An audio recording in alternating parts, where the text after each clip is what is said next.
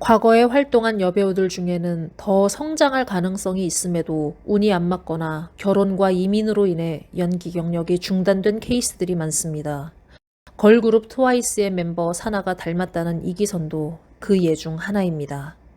1962년 2월 24일 서울 종로구 창신동에서 일남 삼녀 중 차녀로 태어난 이기선. 보통 산모의 출산은 10달 다 채우고 출산하는 것이 정상이나 그녀는 10달하고 2달 후에 태어났습니다.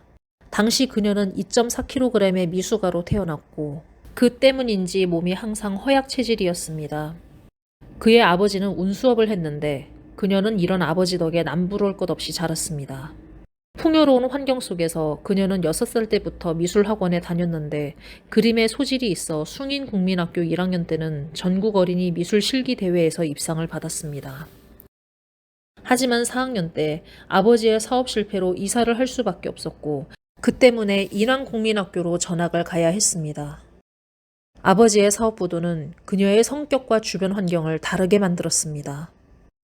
매사에 수줍어하는 성격은 매사에 의기소침한 성격으로 바뀌었고 남들보다 뛰어난 미술 실력으로 교내상을 휩쓸던 국민학교 시절과 달리 중학교 시절은 무력하게 지내야 했습니다.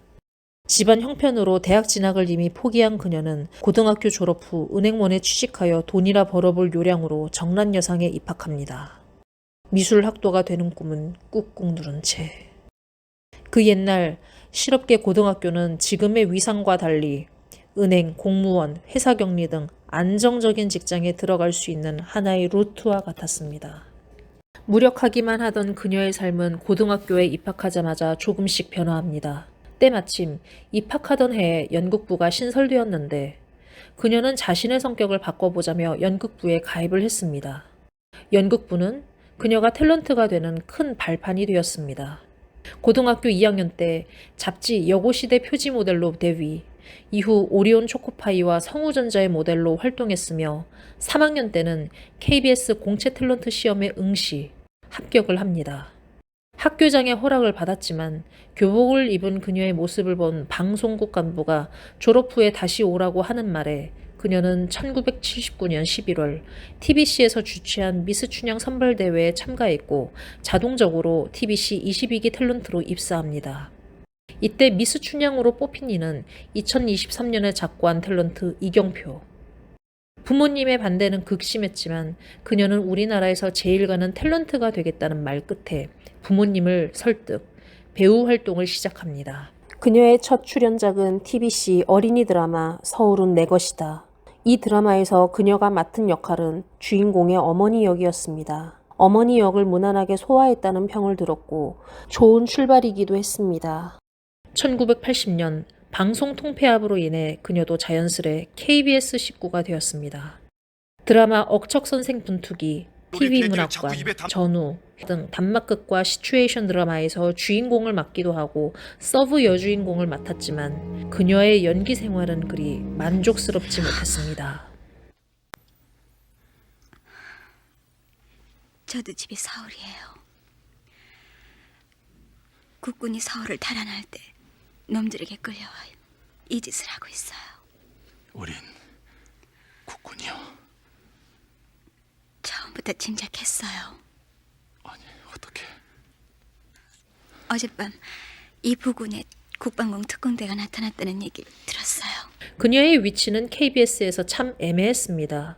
위로는 정윤희, 장미희, 유지인, 한예숙, 동료 및 후배로는 김미숙, 최선아가 치고 올라오는 중이었습니다. 잡지와 주간지 표지 모델을 휩쓸기도 했지만 드라마에서 그녀에게 주어지는 역할은 언제나 조연 혹은 소녀 역할이었습니다. 당시 제작진은 그녀를 소녀의 티를 벗어나지 못한 연기자라고 평을 했습니다. 그도 그럴 것이 그녀는 부모님의 짐을 덜어드리고자 배우 및 모델 생활을 하면서 동생 2명을 뒷바라지했습니다. 제작진과 동료 탤런트들의 시선에서 본다면 그녀는 소녀 가장이었습니다. 그녀는 이런 이미지에서 벗어나고자 영화에 눈을 돌려 성인 배우로서 탈바꿈을 시도했었습니다.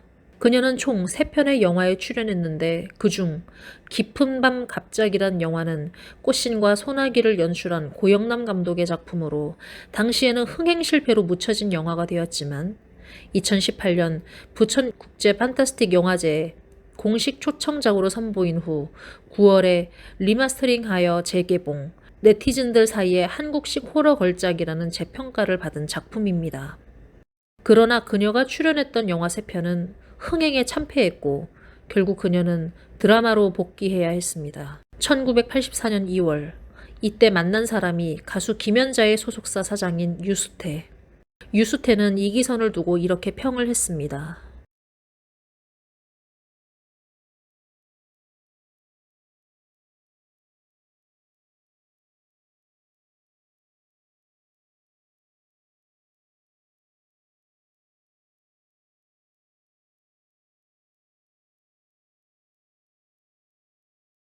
나중에는 김연자의 디너쇼에 MC를 보기도 했었고 가수 이현실에게 사랑이 잊혀질 무렵이라는 노래를 받아 앨범을 내려고 했지만 나중에 언급할 소속사 탈퇴로 인해 앨범 취입은 무산이 되었습니다.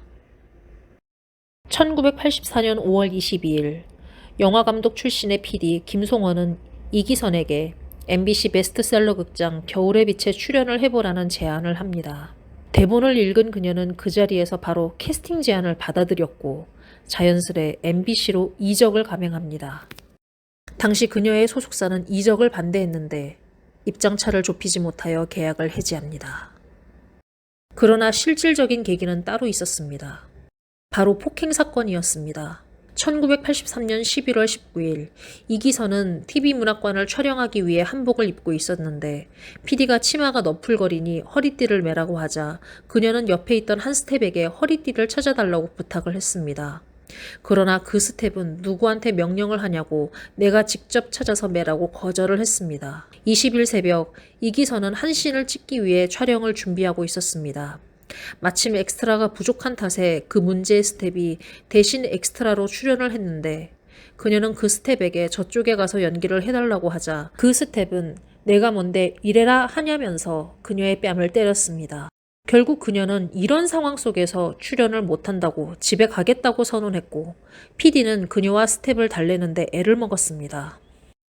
이기선은 철저히 MBC 탤런트가 되기 위해 몸에 밴 KBS적인 냄새를 빼기 위해 노력을 합니다. 그 덕에 사극 조선왕조 500년 설중매 편에선 연산군의 생모 패비 윤씨, 광해군의 부인 패비 유씨를 맡았는데 자칫 게을리할 수 있는 배역 연구를 위해 왕조실록 등 조선시대와 관련된 책을 참고하면서 캐릭터 구축에 신경을 썼습니다. 1985년에 방영한 조선시대의 세 여인의 비극적인 운명과 사랑을 그린 사극 아무렴 그렇지 그렇고 말고에서 주인공 보옥 역에 캐스팅되어 시청자들의 연민을 자아내기도 했습니다.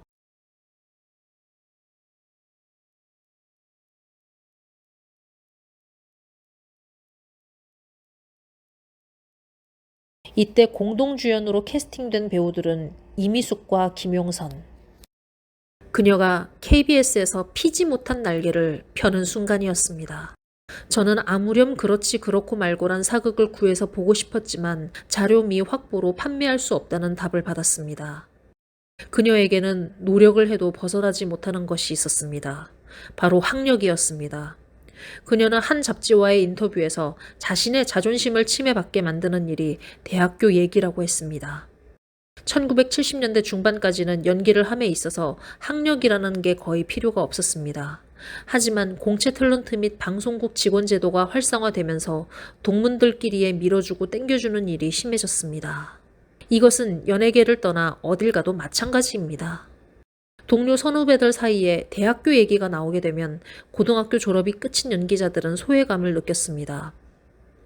이기선도 그중 하나였는데 나중에는 대학교를 못 간 게 후회가 된다고 털어놓기도 했었습니다. MBC에서 잘 나가는 듯 싶었지만 1987년 한수산 작가의 소설 부초를 원작으로 제작한 드라마 부초를 끝으로 증발을 합니다. 이 당시 그녀는 부동산 사업으로 성공한 남자를 만나 결혼을 했는데 그는 재벌 2세와 결혼한 전력이 있던 이혼남이었습니다. 시댁도 막강한 집안이었는데 시아버지는 법조계에 막강한 힘을 발휘한 사람이었으며 시어머니는 용산구 서계동의 유치원을 운영, 나중에 개발회사 사장이 된 사람이었습니다. 당시 이기선의 매니저 일을 봐주었던 큰언니는 이기선의 결혼 생활을 취재하러 온 기자들에게 더 이상 취재하면 자신의 동생이 시댁으로부터 안 좋은 일을 당할 수 있다는 얘기를 했었고, 동생이 자기 자식이었다면 결혼을 뜯어말렸을 거라고 괴로움을 토로하기도 했었습니다. 결혼식은 1988년 10월 24일 옥수동에 소재한 서울클럽에서 진행했는데, 시댁의 강력한 요청으로 결혼식을 비공개했으며 더불어 그녀의 동료 선후배 탤런트들을 부르지 못했습니다. 당시 이기선의 신혼을 취재한 기자는 그녀의 친척에게 그 여름 그 무더위에도 수영장 한 번 못 갔다는 얘기를 듣게 됩니다. 수영은 그녀가 제일 좋아했던 운동입니다. 시집살이를 명분으로 그녀는 어떠한 사회활동도 탤런트 모임도 참여할 수 없었습니다. 의아한 게 있다면 부고란에도 며느리의 이름을 넣는데 그녀의 시부모의 부고란을 아무리 보아도 그녀의 이름이 없다는 점입니다. 이로 볼 때 시댁에선 이기선의 존재를 감추고 싶었던 게 아닐지, 혹은 그녀의 결혼 생활에 어떤 이상이 있던 게 아닐지 조심스레 짐작을 해봅니다. 그녀의 마지막 근황은 1996년 분당의 예술인 동호회를 결성할 때 그녀가 가입을 했다는 내용의 기사가 다입니다. 분당은 그녀의 시댁이 나라에서 신도시 개발을 발표한 덕에 막대한 이익을 본 동네입니다. 대배우가 되고 싶다는 꿈을 향해 힘껏 날갯짓을 했던 이기선. 그러나 그녀는 결혼과 함께 스스로 새장 속으로 들어가 버렸습니다.